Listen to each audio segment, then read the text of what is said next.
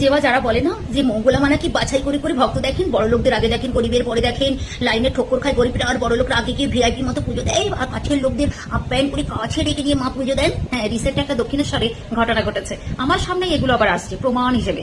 কারণ আপনারা নিশ্চয় নোটিস করেছেন, কাজল দেবগন, কাজল মুখার্জি, সে মানে দক্ষিণেশ্বরে পুজো দিতে এসেছিল, গর্ভগৃহে ঢুকে পুজো দিয়েছে, বুঝতে পেরেছেন তো? তো কলিযুগে টাকা বা মামুর জোর খুব, তাই না? তো সেখানে কিন্তু জাত ধর্ম গরিব সব ধোকা খেয়ে যায়। কেননা যার পয়সা আছে সে কিন্তু গর্ভগৃহ কেন, মায়ের চরণে 10 ঘন্টা ধরেও বসে থাকতে পারে, এটাই চলে আসছে। ঠিক আছে, তো আমি এখানে ছবিটা একটু দিয়ে দিচ্ছি, একটু দেখে নিন যে সত্যি বলছি কি মিথ্যে বলছি। তো এটা তো একদম ঠিক নয়, প্রতিবাদ হোক এর বিরুদ্ধেও। কারণ যে বা যারা এটা করছে ঠিক করছে না।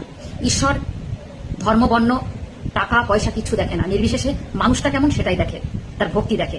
তাই প্রতিবাদ হোক এর বিরুদ্ধেও। যে যখন তখন যে খুশি পয়সার জোরে গায়ের জোরে এটা করতে পারে না। কারণ অনেক মানুষ কষ্ট করে সকাল থেকে 4, 5, 10 ঘন্টা লাইন দিয়ে পুজো দেয়। তাই এর বিরুদ্ধেও সোচ্চার হওয়া উচিত, আর সোচ্চার হও তোমরা। তাই ভিডিওটা অবশ্যই শেয়ার করে দাও সবার কাছে পৌঁছানোর জন্য, এটা ঠিক না।